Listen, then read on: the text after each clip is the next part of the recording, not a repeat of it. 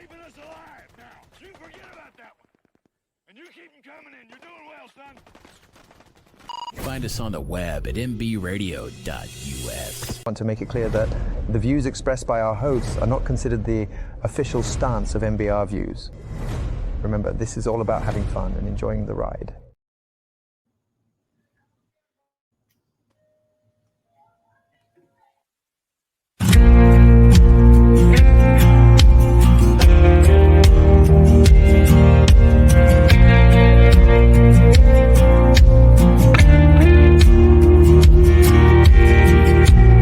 Monday morning, kids ready for school. Put on a face, he's been a fool. Said he's sorry, I left my keys.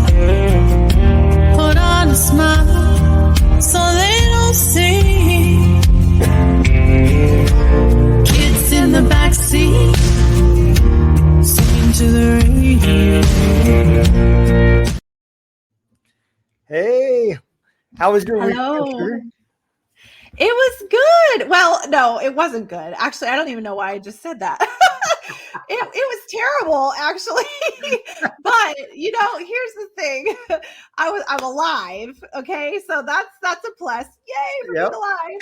But no, I ended up on Friday. I ended up getting like super sick. And it hit me like a ton of that picture. Oh yeah, my cheeks like looking like somebody attacked me with blush or just like smacked me on the cheeks a bunch of times. I see that photo and I was like, I wonder if she's got like little kids, because that's what it looked like. Was like little girls that wanted to put makeup on. Painted me while I was sleeping. I would have put it past my 16-year-old to do that, actually, because I could see him be like, oh, she wouldn't give me one of these. I'm gonna paint her face up. Yeah, no, it was bad. It's better now. Like you could see it a little bit. I've got it covered pretty good with foundation, but yeah, I was very pink. So it happens when I get hot. But yeah, I was in bed for Friday, Saturday, Sunday, and Monday. And then today's Tuesday. I finally came back to the world, but yeah, it was a little rough. It was a little rough. A little hot, a little not the best time in my life, but I made it through. So, and every day I woke up and I was like, all right, God, it sucks right now, and I'm hot as shit and I'm uncomfortable, and I really can't move. I feel like my bones are glass, but thank you for waking me up this morning. And help me to just appreciate being here and help someone else today. So I got on and I did my motivational videos, and I'm just like, hey guys, I know I'm sick as hell, but I'm dedicated to say that you're not alone today, and I love you, and I'm glad you woke up. So I made a positive out of a negative somewhere there. Absolutely. How about you? So yeah, this week, I deal with headaches a lot, and for the longest time they've gone away, and within the last 5 months or so they have came back, and so I've been trying to figure out why, and I thought, well, maybe I need glasses. So I went and got my eyes checked, and I need glasses. So I put glasses on. I started wearing glasses, and the headache said, "Ha, fooled you, bitch. That ain't it." So I'm still trying to figure it out, but for the last 3 days, I've been fighting headaches and everything else, and today finally went away. So I finally got some of the honeydew list done. I got the yard mowed and everything else, and it just sucks when you're at work and dealing with everything else, and you got headaches, and on top of that, I finally got my glasses, my safety glasses, and this is messed up, man. I got the glasses and I can see better without them. I don't know what the hell they did. Did they put your prescription in there? I have no idea because I used the same prescription for online where I ordered my actual glasses, and I couldn't afford the glasses from the place that I had my eyes checked at. Oh yeah. But the company paid them for my safety glasses. Yeah. So my sunglasses that I bought through Walmart, which are prescription, with the same prescription that he gave me, worked just fine. My regular glasses worked just fine. The safety glasses, the only difference is I didn't get single vision. I got transitions. So because I'm nearsighted, so I can't see far. I guess is that yeah. So did you get a progressive? So you have like a no line trifocal in there. So, yeah, that's a trick. Oh man, it is Especially messing me up. Yeah, you gotta like bring them down in your nose a little bit. So that way, like when you're looking out, you'll be able to see through the distance portion. And then you got to bring them up a little bit to be able to look through the bottom portion, which is your reading portion. And then in the center, right there is your computer distance. So it's kind of like you have to play like a whole game to figure out where your sweet spots are. I almost tested the strength of them today. I'm not gonna lie. Oh, I finally ripped off the side shields, because I was like, well, maybe it's these damn things, and I'm like, this sucks. Well, see, I will say one thing. It's tough when you're doing a progressive online. They go with what's called your PDs. Okay. So your pupillary distance. So you probably had to write down some 32 by 32 or whatever, numbers in there. And so that's where they line up your pupillary distance. So because they don't have you in front of them, it might be that, something on the frame needs to be adjusted a little bit, like behind the ear needs to be heated up and bent in just a little bit, or the nose needs to be heated up and brought down a little bit. Cause I'm assuming their safeties are plastic, right? Or did you get metal? I got metal. They're wired. Okay. So do you have plastic nose pads then, or silicone nose pads? So you could adjust those a little bit, and you can even try adjusting like behind your ear a little bit too, to see that sometimes it's just a matter of getting, that progressive in the right place. And because they don't have your face in front of them, it's harder for them to like fully measure. And then when the glasses go on, they tend to sit farther behind the ears. Mm-hmm. So sometimes adjusting those a little bit and then bringing them in just a little bit in the nose pads, that can help a little bit. Well, I'll give it a whirl tomorrow. You almost gave it a whirl today. Oh, I did too. David says carb insert for your glasses. Yeah, I'm gonna tell you. You don't put a challenge in front of a mechanic, because I'm gonna tell you something. I was sitting at my desk and I didn't like the side shields on them, and a guy walks in, and on my desk is my glasses, some channel locks, a screwdriver, and a box cutter. I was carving away trying to get these off. That sounds like a dangerous concoction for your glasses. Oh, I'll tell you, I had them in pieces, but I got them off, and I was like, okay, well now maybe I'll be able to see. And I put them back on. I'm like, damn it, I still can't. Take them into your local eye doctor and have them adjust them on you and see if maybe that helps. Or maybe they just forgot your prescription in there and gave you something else on accident. I think they got pissed because I didn't buy my glasses from them. So they're like, I'll show his ass. Yeah, right. Or maybe your prescription's not in there at all. I don't know. I don't either. Oh my goodness. So, I guess that kind of leads into today's topic, keeping a positive attitude and trying to bounce all that negative shit away from you. You've had to deal with sickness and health, and we've even had to deal with some chat people and different things like that this week. So let's kind of. I had an incident at the grocery store this morning. That was not fun. I had to keep a positive mindset for that one. Yeah, we got to hear that story. Oh Lord. Remember I told you everything always happens to me. Okay. What is it? Keys in the trash can, clothes on backwards, oh hell, I can't remember what the last one was that happened. Something else that, oh yeah, my pants were unzipped. So you don't think I'm like a big old mess, you know? I promise I'm not. I just, for some reason, random reason, things happen to me. Like I dress quite, well and professional and all that good stuff. Well, I went to the grocery store this morning, and okay, you gotta remember, like I'm just getting off of being sick. So I've got this like brain fog going on that has been with me for a couple of days now, like really space cadet. So I go into the grocery store today, and I'm pretty sure, okay, that I buttoned these before I went in. And I will say that I'm not 1,000% sure, because like I said, my brain's been a little like, I think I had COVID, because, you get that space brain going on. They say that's part of it. So I go into the store and people are looking at me funny. And I'm thinking to myself, I'm like, why is everybody like staring at me? Ladies are like giving me the ugly eye, and men are like looking at me, and I'm like, okay, what is going on? So I go and I check out my groceries. I shit you not.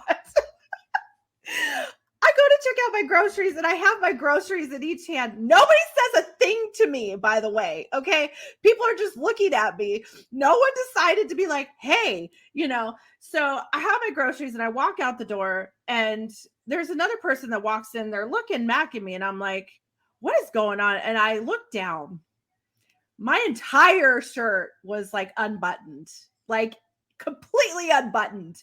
And because it has like 4 or 5 buttons this way, and it's like a little pullover button up top, right? Mm-hmm. Well, I could have sworn I had them buttoned when I went in, but I literally was hanging out. As I walked out of the grocery store, I got bags in my hands. Like everything was just hanging out there. And I'm like, oh, holy shit. So I take the bags and I put them over my shirt like this. You can see these 2 dudes getting out of this mechanic truck, snickering at me. Not over there like, hey, let me hold your bag so you can button your shirt back up. No, we're just gonna sit there. We're gonna laugh our ass off at you. So I'm like this with my keys in my hand, trying to get to my car. It was so bad. Like, seriously. This woman looked at me like, oh my God, is that just how you dress? Like, do you just let your girls hang out all over the place? Yes, like, hey, Karen, that's what I do. I'll let them flow out everywhere. Don't worry about it. I came here to get watermelon, and I got it. Exactly. So it's like, I had to be positive about this. I could have gotten pissed and been like, holy shit. Now everyone really has seen a lot of me, and, that's not cool. And I could have been upset about it. And, people could have, said something to me like, hey, if I saw someone like that, I would be like, and they looked decent. You know what I mean? I'd be like, hey, do you know, just FYI, but no one said anything to me. They just looked at me like, this is the way I like to dress. And I'm just some weirdo.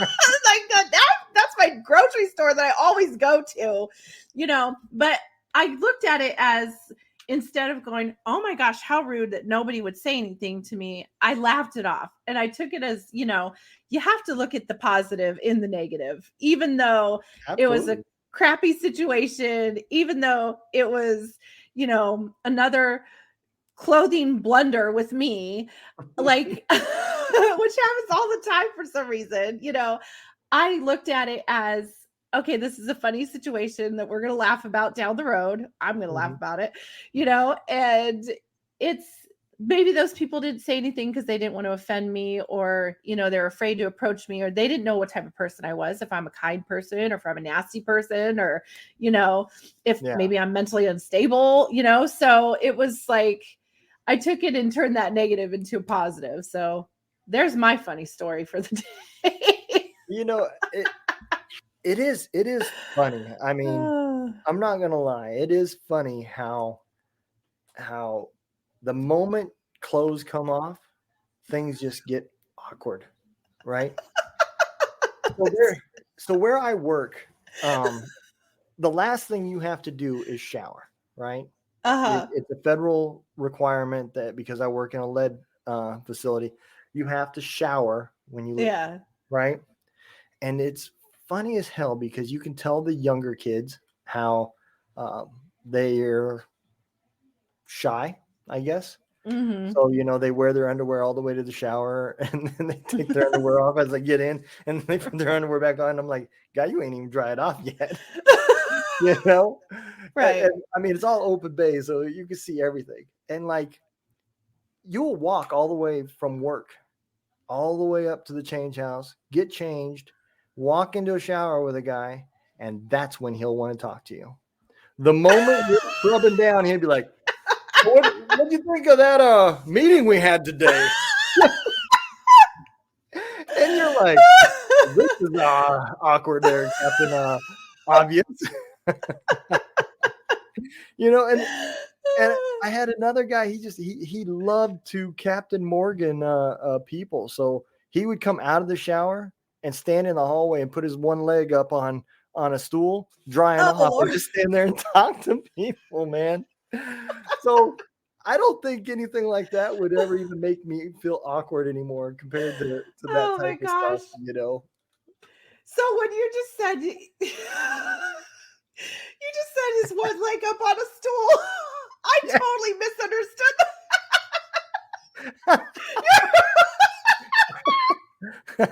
Well, he would be pretty proud of you if that's what was really happening. That's what I was totally misunderstanding that. So he only had one leg. I got you. Yeah. Or he had two. Boy, this show went sideways. Welcome to the peacock discussion. Oh my goodness. Laughter's This is healthy. Motivational Saturday where it's all about hardwood. Oh my goodness. Oh gosh. But yeah, you get a group of guys like that, and that's exactly what happens. Is the older ones do anything they can do to make the younger ones feel as uncomfortable as hell. Right? The older I get, I'm just like, it is what it is. Y'all have seen it before. Yep. You know how many times I'm like, I'd look down and like my zipper's undone, and it don't even faze me anymore. I just zip it back up, and I'm like, I'm a fucking grandpa. They know I'm stupid, Right? Yeah, absolutely.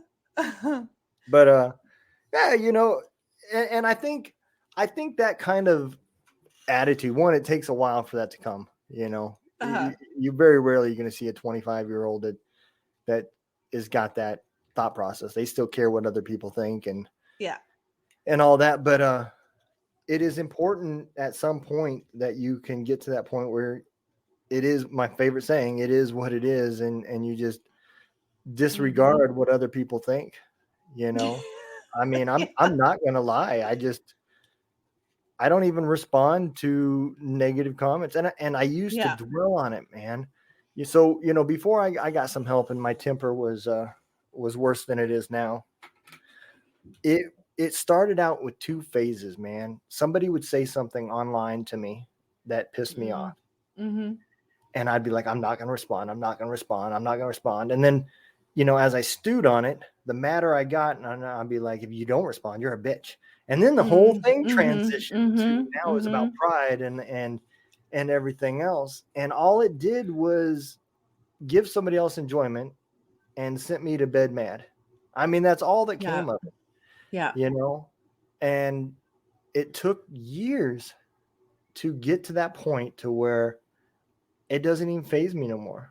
I just shake it off, man. And it's not easy. There's still people that say things that piss me off. Mm-hmm.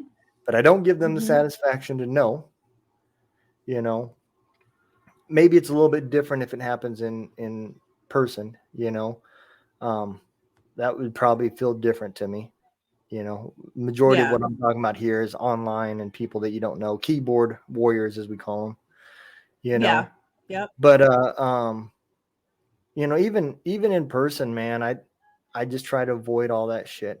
When I see somebody that's just surrounded by drama, I'm just like, yep, I don't want nothing to do with that. I've Yeah. been down that road. I've had family members that have drugged me down that road. And Sure. all you do is spend all day long feeling anxious and Yeah. worrying and upset, and nothing you can do because it's all out of your control. You have now given up your own Mhm. power, and you have gave the power to the other people to Mhm. impact your life. And you're now just Yep. holding on for the ride. Right. And And in the middle of that too is like when you're trying to heal and you're trying to change and you're trying to grow, having that negativity around you and sucking into it is festers as well. yeah, absolutely.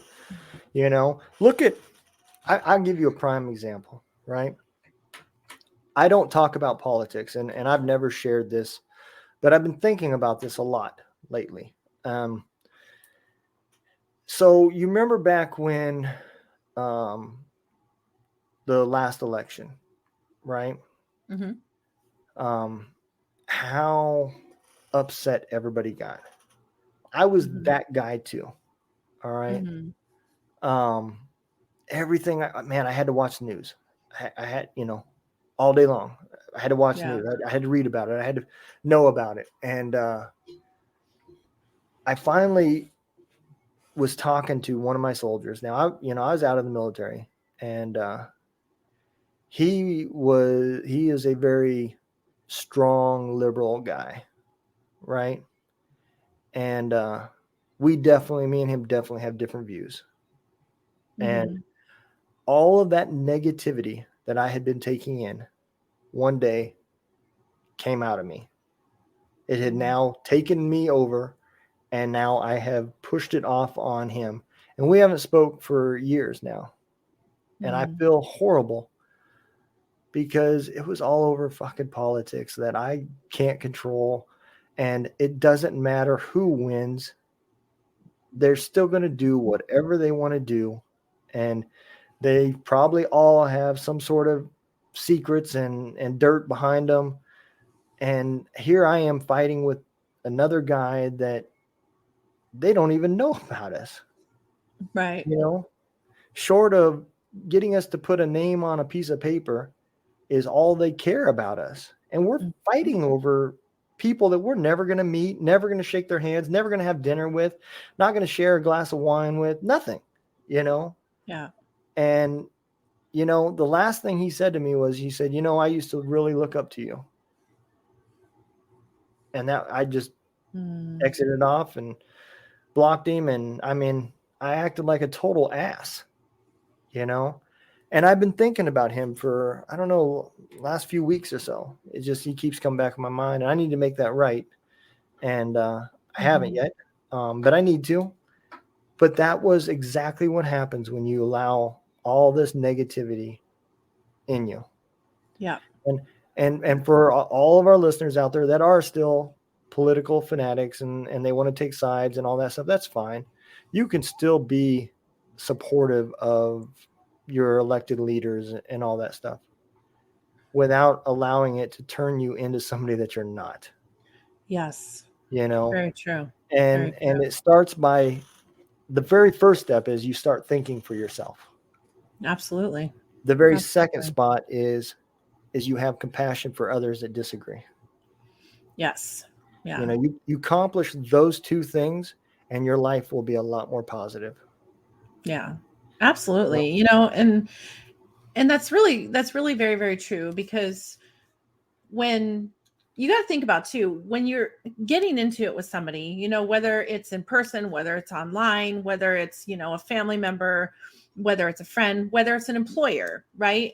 You Mm-hmm. never know what someone else is going through also. Yep. So when you come at someone and you attack them because of a certain way that they're thinking about something, or a certain way they believe in something, or whatever it might be, they have their own, we all have our own thoughts of how Mm-hmm. we think of things, and we look at things, right?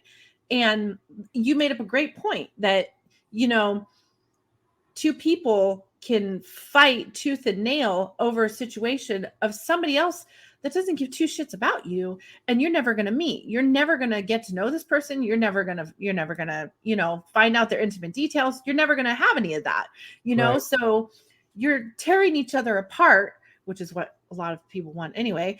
You're tearing each other apart, and you're losing that bond and that connection. And people that come in and do stuff like that, like there's some people that I follow on TikTok and stuff with the motivational videos and stuff that I've watched him constantly. You know, he does a lot of videos, and then I watch him constantly do a video replying to a comment that was in his video, right?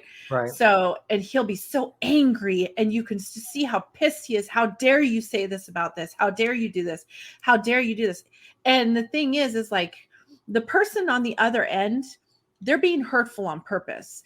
They're being hurtful because they want to cause a rise in you. They want to cause frustration and anger. And I'm not saying everybody is like that, but when you deal with somebody like that, that's a negative environment.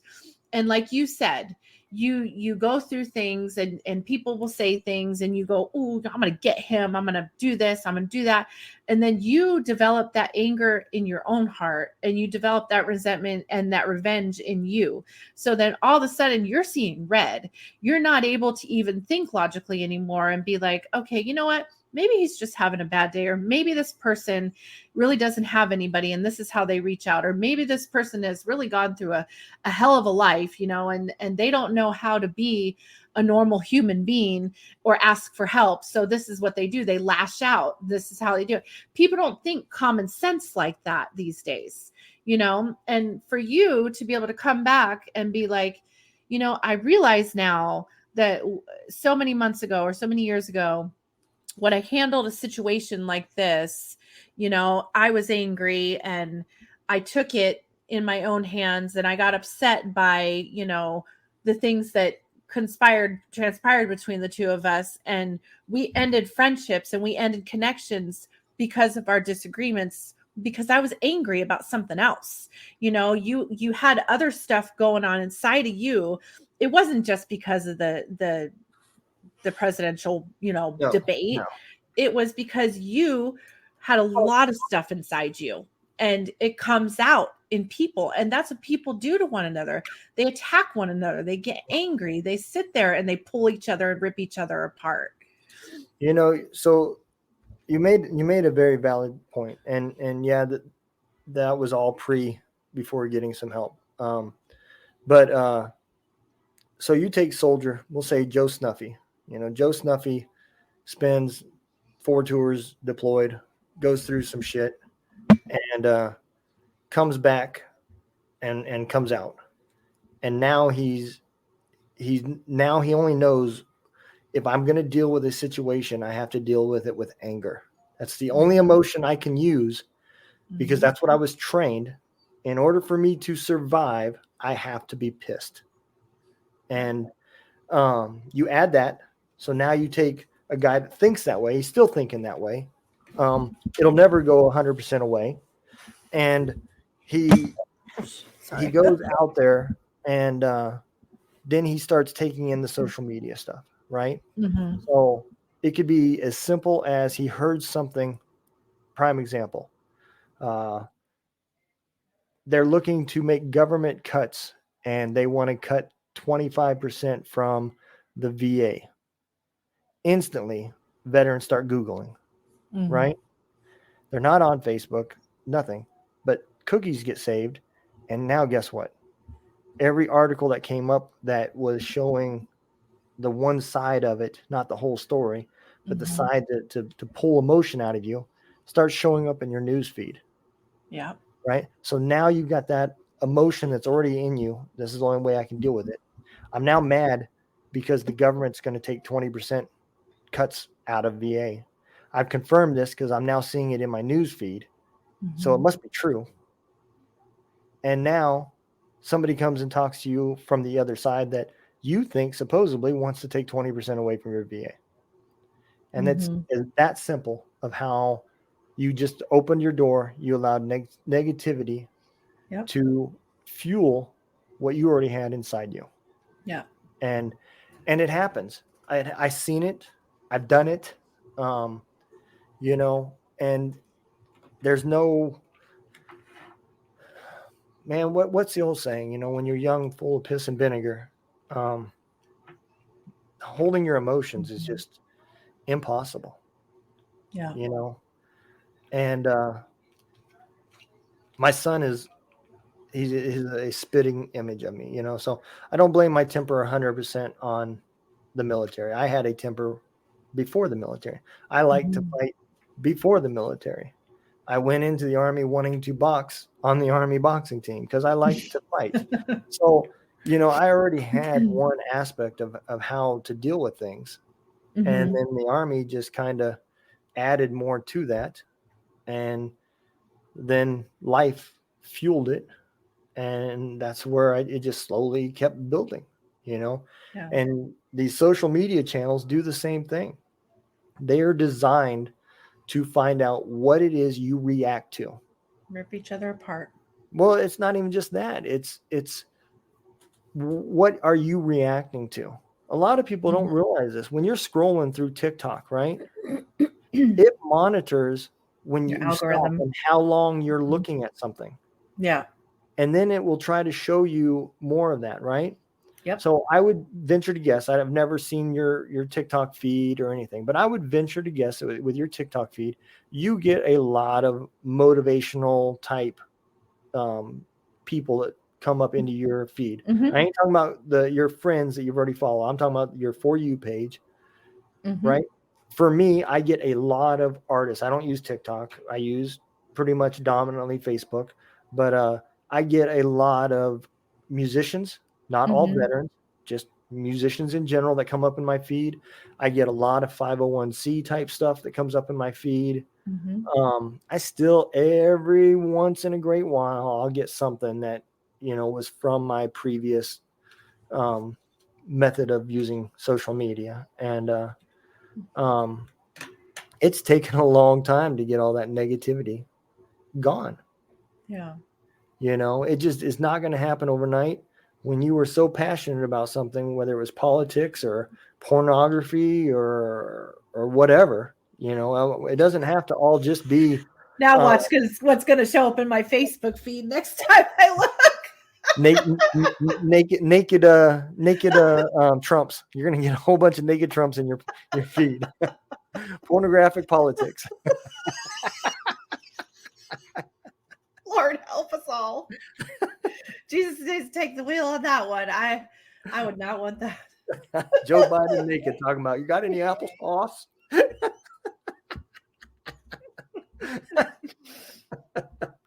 You almost made me spit my coffee out my nose.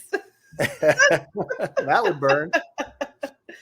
You know, I saw a video the other day, and it really opened my eyes. Well, I mean, my eyes are already open, but it really, really hit. And it was something that this lady said, that she was kind of talking about humanity, and people, as you know, in general. We have been desensitized.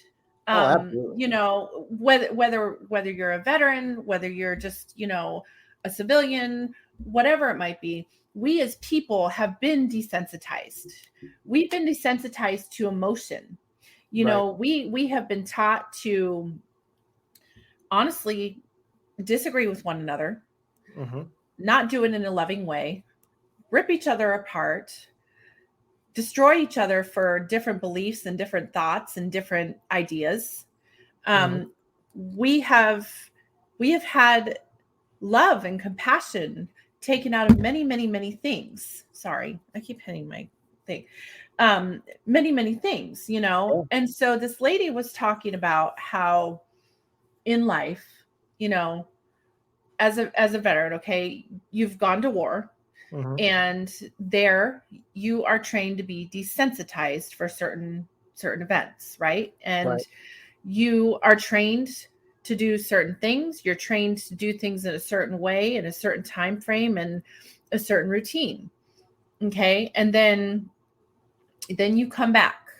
And when you come back, basically you're just for lack of a better word, you're thrown out the gate, right? And you're told, here's a piece of paper, go to the VA if you need mental assistance, or if you need, physical needs, or if you have surgery, or, you need help, or all of a sudden things or whatever's going on, right? Yep. And so you've been desensitized, you've been stripped down and built back up by the military. You've gone and done what you're supposed to do, when you're supposed to do it, how you're supposed to do it. Yep. Then you come back and you're thrown outside and you're told, figure it out. So you've come back without emotion, without the lack of compassion is not as strong as it was before. The lack of love is not as strong as it was before. The lack of grace and forgiveness is not as strong as it was before, because maybe, let's say you're over there and those emotions aren't going to keep you alive. Exactly. So you have to put those emotions and stuff them somewhere, right? So when you're back in the civilian world, those things are harder to come by. But now you basically have been tossed out the gate and been told, okay, figure it out. Here's the VA, get in line, we can get to you in a year or so, so now you're desensitized, you're emotionless, you don't have that compassion anymore. You don't have that unconditional love feeling anymore. You don't have that feeling of peace in your heart and grace and that light anymore, right? Because that has been stripped of you, and when you think about that in life, we live in a negativity bias. We've been taught to live in a negativity bias. We've been taught to, whether you're a veteran or not, you've been taught to prepare for the worst, and hope for the best, right? So you're out there thinking, all of a sudden, you're going to think negative first. And when you've got other things conspiring with that, let's say you're dealing with PTSD, you're dealing with trauma, you're dealing with the loss of a brother or a sister, or you're dealing with guilt because you feel like you're involved in something that you couldn't change, or you weren't able to be there in time, or whatever that may be. All those things fester in together. So not only do you have this emotionalist loss where you're like, how do I find myself again? How do I find a way to find grace again for somebody? And how do I find a way to have forgiveness for myself and for others? And how do I find a way to have compassion along with the same time of, dealing with the fact that you've got this negativity around you? Like when you're talking about going back to a couple of years ago when you were talking to your buddy and you guys disagreed about some stuff. Both of you went straight to, well, screw you then. If you don't see it my way, then we don't need to be friends. I don't need someone like you in my life. I don't want to say both of us did. I did. He really didn't. It was all me. Yeah. And he was just like carrying on a conversation and, hell, maybe even he was just having fun trying to get a rise out of me. I honestly don't know. I'm the one that took it too far and did the wrong thing. I want to blow your mind here for a second. And so I've been listening to this episode from Sean Ryan, right? He's got a World War II veteran on his podcast. The guy's 98 years old. He was there on Iwo Jima when they raised the flag. Out of his unit, 18 of them survived, and he was the only flamethrower that survived, right? So that's just some background of what this guy went through. 6 weeks of literally hell, right? And Sean Ryan asked him a question. So anybody that's watched the Sean Ryan show, Sean Ryan's messed up. I mean, he's got a lot of trauma. And he's been doing a lot to try to fix and find out how to deal with it and so forth. And he asked a question that I had the same question that always went through my mind, right? If I went in front of those behind me, right? And I know I'm standing on the reputations of those that went before me. Why is it that I feel like the wars before me were way worse? But why am I dealing with the things that I'm dealing with, right? So Sean Ryan asked him that question. He said, when you came home, did you have PTSD? And he said, no. He said, with all the horrible things that you've seen, you didn't have any problems or issues. He said, maybe for the first month or so, I might have had some bad dreams. He said, but then it just went away. And he's like, what about your buddies? He said, all of us were like that.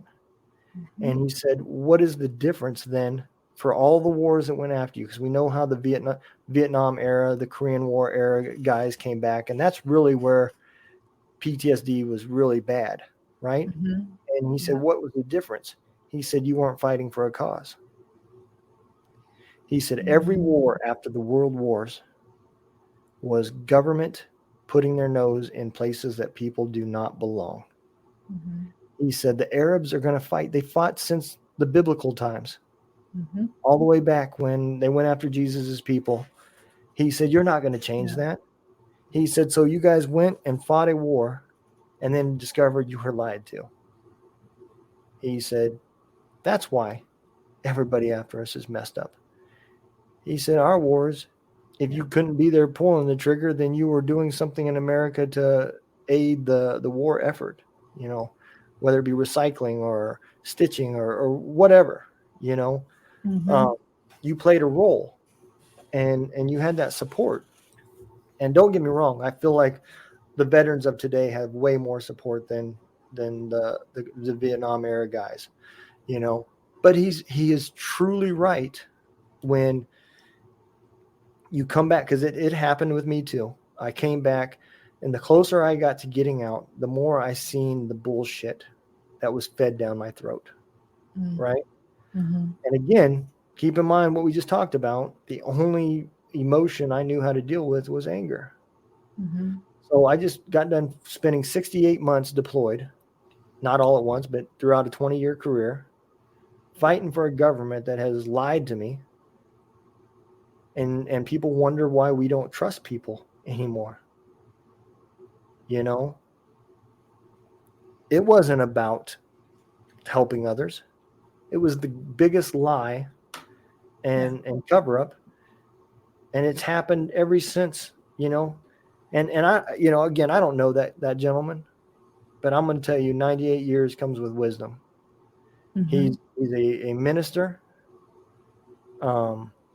And I listened to that whole podcast, and I think I'm going to go back and listen to it again, because I do believe a lot of what he said, and it does make sense. Since the World War I and II, name a reason why we're losing service members for a good reason. The only argument you can make is 9/11. That's the only argument you can make. And I'm going to tell you where the lie came from. That war could have been over in a matter of days if we were really going after one individual. But that isn't, we were lied to about it. That war lasted for 20 years because they wanted it to last for 20 years. And it's because they didn't give a shit about Americans, soldiers, people, anything.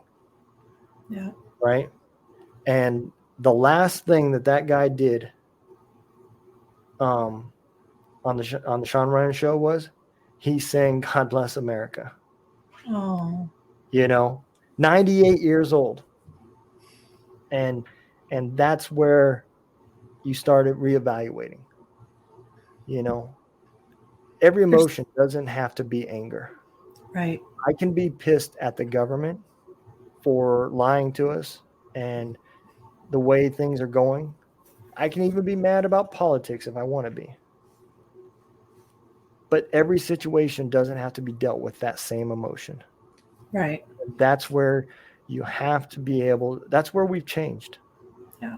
And it's because, just like you said, we were dealt with and given the tools to survive. And that was one of them, was teaching you to be pissed, you know, and teaching you to deal with what was in front of you. Because if you didn't, you were weak. And so when you come back out, that's what happens, you know, and that emotion bleeds out with you when you're even thinking you're trying to be happy. You're going to relax and enjoy yourself. And you find yourself surfing on the internet looking for negative shit. Yeah.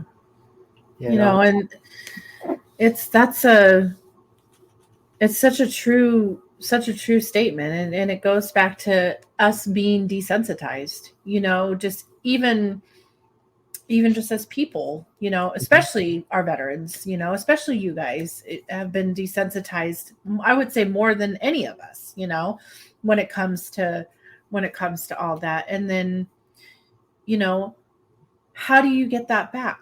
You know, how do you find a sense of hope again? How do you find a sense of grace again for others? How do you find a sense of compassion and understanding instead of going right to, you know, anger, or right to, you know, revenge, or right to, you know, whatever it might be, to just handle the problem and get it over with and be done with it, right? Like, how do you go about that in a whole different way? And that's what so many people do today, is that they handle the problem, whether it's in your household, or it's at work, or, you know, it's online, or it's, you know, at the store, or random, right?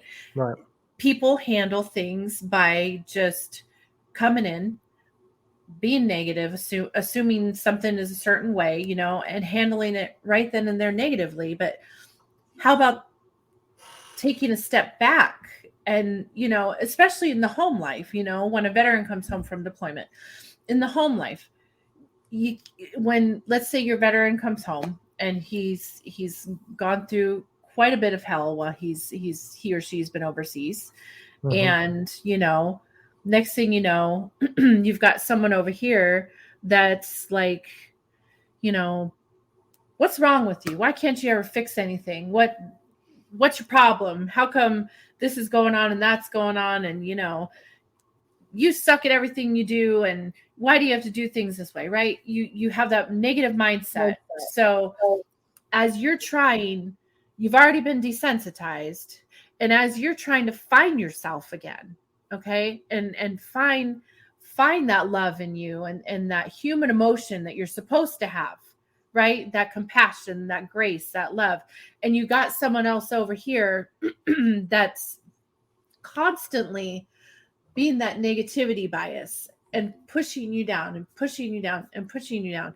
You're going to go into a swirl of a negativity bias yourself, you know, and then getting out of that to even be able to find yourself and resensitize yourself is almost next to impossible, depending on the environment that you're in. It is, because you got two things that are going against you, right? One, you know, people that are trying to heal, they think that they think there's a time limit. It has to be done now. Go. Yeah. Get better, you know, and that's not going to work. Okay. Second, you're only going to be able to do with what you can do with the tools that are in your toolbox. Yeah. If the only thing that you have is a crescent wrench, well, you're going to be limited to your success because you don't have all the right tools. Yeah. Right.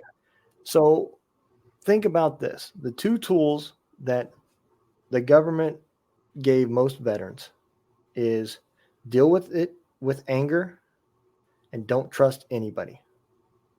That's what's going to keep you alive. So all the way down to that 6-year-old kid that's coming running towards you, you don't have to deal with it with anger, but I can promise you don't trust him. Yeah. You know, and those are the emotions that snap through. I don't have to be mad, but I'm not going to trust him. He might have a bomb. He could have a grenade. He could just want candy. I don't know. I'm not going to take the chance. I don't trust him. Yeah. Right. So you take those two things, right? And now your tools are working against you, because the first thing that comes out when somebody offers to help you is, I don't trust you. You know, that guy coming and saying, hey, I know a guy that can help you, you know, instantly I know I do. I go with, yeah, whatever. You're probably full of shit, right? And Mhm. then the second thing, when you find out it's not the way you think it is or the way he explained it, you instantly go to anger. So Mhm. now your tools are actually working against you Mhm. because you have nothing in your toolbox to help you for the new project that you've started. And And that's when you have that wrench in your back pocket where you can be like, and you have that wrench in your back pocket now. right, Whereas before, maybe you would go right to, I don't trust you. Now I'm really pissed, yep, but now you can go, I don't trust you, but let's just see what is here, and let's see, let you show me something, right? And right, then, okay, maybe you're not who you say you are. All right, instead of me throwing you across the room, or pummeling your face, whatever it might be, right? Like, yep, instead of doing that, you're going, you know what? I'm going to choose to walk away from you because you are not healthy for my environment. You're not healthy for my healing path, and you're not healthy for what I've got going on. And again, that happens in relationships, right? it With, does. who you're with. It's, you start off, okay, you come home, you may have a sense of trust there because that's your family and that's your, wife, husband, whatever. But there's always that what if, right? And Yep, that comes with communication and relationships, and that's a whole nother ball of wax. But when you first initially have that, you know, that there, and then something happens and you go right to the anger, then that relationship with that other person goes right to the negativity bias as well, and goes absolutely. right to the anger, goes right to putting the wall up, right to the, if you're going to do this, I'm going to do this. And then now we're going to have a tit for tat, and instead of being able to take a step back and go, okay, you know, I got to look at this a little bit differently, getting to that step is so important. And you're right. It takes a lot of time to heal, and it doesn't happen overnight.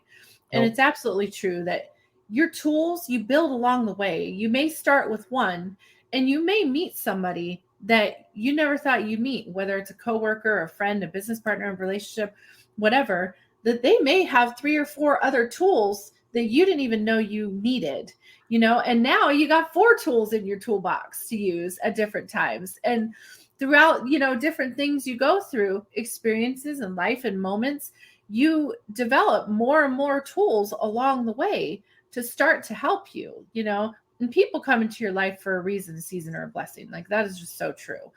And then you start to see, okay, I can use this for this, and instead of doing it this way, because this didn't work in the past, and I can do this over here and try it a little different this way because this didn't work in the past, but it worked the last time I did it this way. So let's try it this and do it a little differently.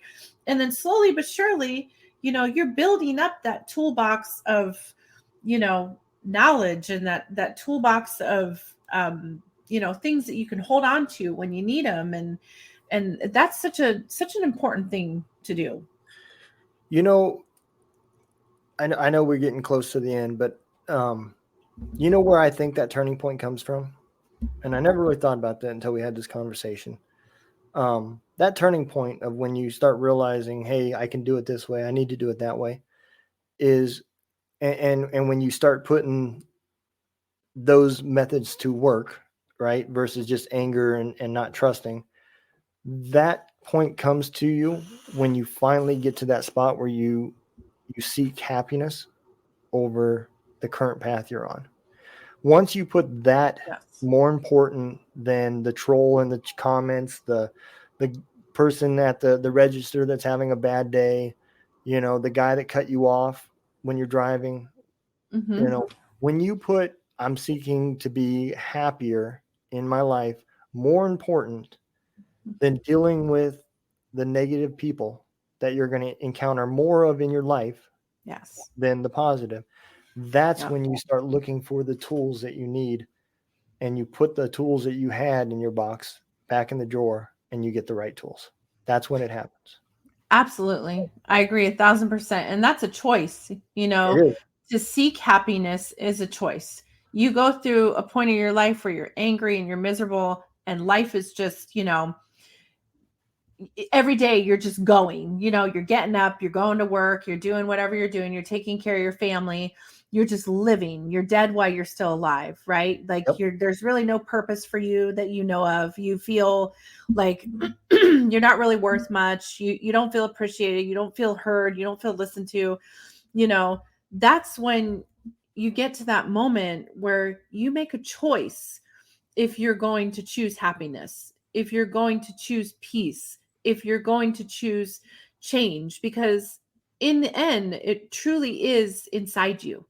It is inside you. You are the one who makes the ultimate decision how your life is going to be ran, how you're going to feel, how you're going to handle things. Are you going to live the rest of your life in anger and alone and resentment and all these negative feelings battling silently? Or are you going to live your life with saying, you know what, there's more to life than this. There's more to life than getting up every day and going to work and just living my life. There's more to life than battling with someone on the internet or arguing with somebody and, losing a friendship over it. Or, there's more to life than being angry and blowing up at somebody, when you could actually find that peace in you and that light that's inside you. And we as a collective, like as people, as a human race, we're so powerful. We really, really are. And, the more we come together and the more we're able to find the light inside ourselves and choose happiness, choose love, choose peace, is when you're truly going to change. Your whole world will change. Your life will change. Your mind will change. Everything, your mindset will change. Everything that you do will change. And you'll realize that, holy cow, I lived this way for 3 years, 4 years, whatever it might be. And I didn't have to, but I'm going to take those moments from those things that I lived, and I'm going to use them now, and I'm going to grow with them, and I'm going to strengthen with them, and I'm going to find my happiness because it's in there. And how many years you get with success is up to you. Yes. It depends on when you want to start changing. You're the author of your own story. Yep. The longer you go, shortens the amount of unpleasant life that you're going to live. Mm-hmm. And I'm 48. I'll be 49 this year, and I'll be honest. This year was when it hit. I was tired of all the drinking, all the negativity, the numbness that I had, and don't get me wrong, it doesn't happen overnight. I still have trust issues. I still don't instantly just open up and say, oh, I'm good with you, and I believe everything that's said to me. That trust has to be earned, and that's never going to go away, but the difference is can you stay on guard while you're still open up a little bit? Give that person the chance. Right. If you don't even give them the chance to prove themselves, well, then you have other issues besides trust issues, Very true. And, Very true. And I was in that point. I didn't trust anybody. I stayed to myself. I still pretty much stay to myself, not so much now for the same reasons. Now I'm pretty much to myself because I'm focused on what I'm doing, the podcast and the radio station and supporting houses in Georgia and Missouri. And those are what's important to me, more important than, socially going out and hanging out and drinking at a bar or going to a strip joint or, any of those other things that I used to think was amazing, and, so now, I choose to be alone because 1, it helps me control the negativity around me. And 2, it helps me stay focused in what I'm doing, and I've noticed because of that, I've now gotten to the point where when I'm out, I wave to people, I smile, I talk to people, You know, I still don't like crowds. I still don't enjoy going to Walmart. Walmart will always tend to put me in a negative attitude, you know. Yeah. You know, I don't like Dollar Tree stores because they've made, you know, you have to be the size of Barbie to get fucking through their aisles, and I don't really care for that either. You know, but at the end of the day, you know, I am getting better, and I laugh, and I found happiness, and you know, hell, I'm even trying new things. You know, again, like I said, I know we're almost the end, but I want to share something. You know, I didn't share it at the beginning. I kind of wanted to save it for the end, but something really awesome happened. And at first I caught myself not accepting that trust issue was there, right? A guy that has been following the podcast for quite some time. I've had him on the show. His name's Joel. He became a guitar instructor, right? For kind of like Guitars for Vets, but through another organization, right? Mm-hmm. He told me, he said, man, he said, I want to teach you how to play guitar. I said, man, I want to learn, you know. I said, I think it'd be cool, especially with all this radio stuff that we've gotten into. And so we talked about guitars, and I looked at the price of them and everything else. I said, look, man, I said, I really want to do it. I said, but let's put this on hold until the radio station can support itself, and I'm not trying to shell out so much money. You know, I just don't have the extra cash. That's what it came down to, right? Mm-hmm. I got a message yesterday. He's mailing me a guitar. Oh, yay! That's awesome. Absolutely. Oh, congratulations. You know, that's exciting. And our conversation today, I know what would have happened if he would have done that a year ago. I would have told him no. Mm. My pride would have been in the way. My not trust. You know, what is it you want in return? You know, all that would have gotten in the way of me potentially learning how to play guitar.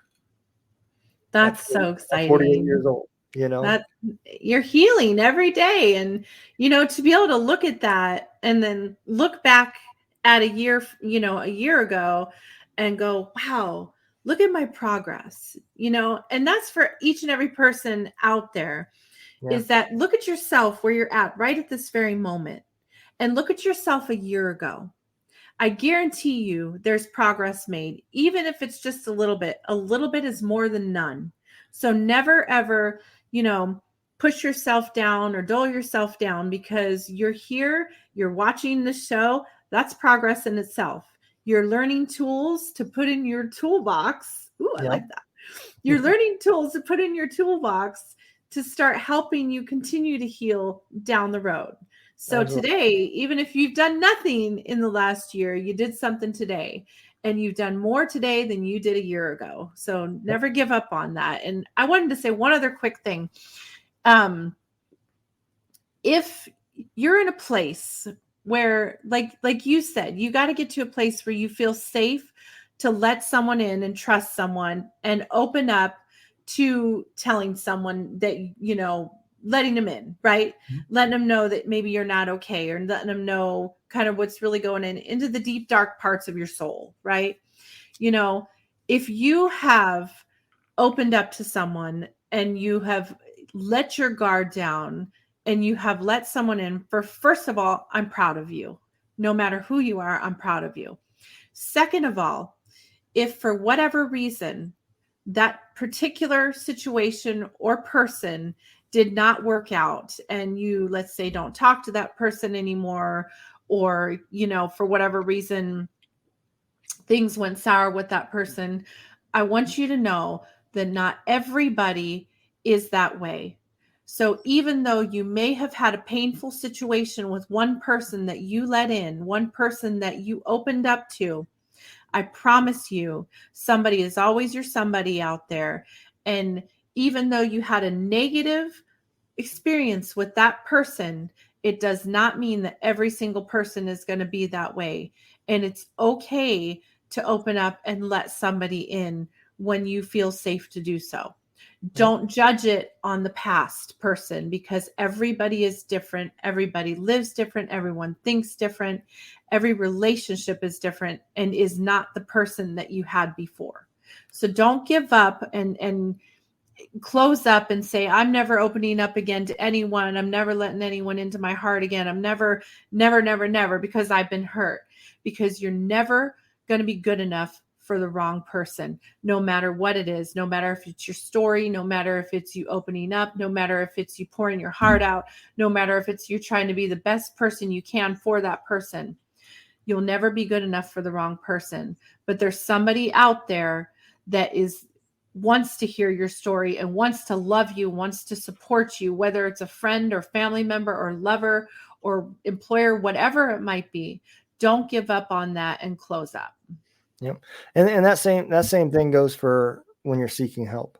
Mm-hmm. You know, you go to the VA and very true. You have a bad experience. Don't instantly think every program out there is going to be a negative experience. Yes. You know, because even though you went to the VA and you had a negative experience, you learned something. You learn what you don't like and what don't work. And that's one less thing that you're going to have to deal with next time, because you're going to know sooner that method didn't work for me. And you want to go down the same path as that? Nope. Let me move on to somebody else. Now you just pick up a tool that you put in your box that allows you to know what it is that you're looking for. You may not know exactly what you're looking for, but you know what you're not looking for. Right. You know, and you got to start somewhere. That's right. That's right. Starting somewhere is the key. And you never know. That person might have the key to unlock your toolbox to all the tools that you have in there. You know, whether it's a therapist, whether it's, you know, someone professional getting help, or it's a friend, or it's a family member, or it's, you know, Joe Blow down the street. It doesn't matter who it is. Someone's got the key to your toolbox. So don't keep that padded lock on there forever, because I promise you there's someone that's got a key to the toolbox to all the tools to help you along that journey. Absolutely. Well, I'm gonna tell you, I think this turned out to be a good session. You know, yes, I think you know, I love the fact that, you know, we start with a topic. We don't never script anything. We don't never know where it's gonna go. Somehow it went into men's showering and Captain Morgan. I don't know how that happened, but hey, somehow we got back out of there and oh Lord have mercy. I tell you what. Yeah, that I totally pictured that wrong.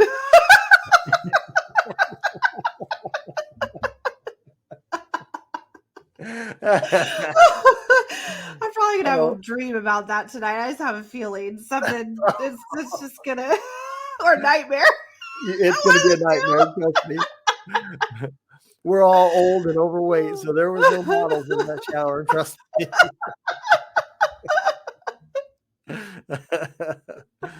All right. Well, I hope y'all enjoyed the show, and I hope y'all are taking something from us. You know, none of us are experts, and none of us portray to know it all, but we do live by one thing, and that is, if you need help, we'll be here to help. You know, sometimes I show it all.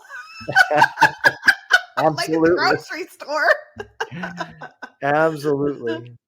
But very true, very true. That we are not professionals, and you know, I like to say I went to the school of hard knocks. You know, I did not go to school for this. I am not a licensed therapist or anything like that. But you know, we love you guys, and we're here, and together we can do some incredible things. You know, healing is a family affair. You know, finding yourself, finding your light, finding your soul family is a family affair. And that's exactly what we are. We're a healing soul family, just trying to make a difference one person at a time. Absolutely. All right. Well, you guys take care, be safe, and we'll see you next Tuesday. Bye, guys. Take care.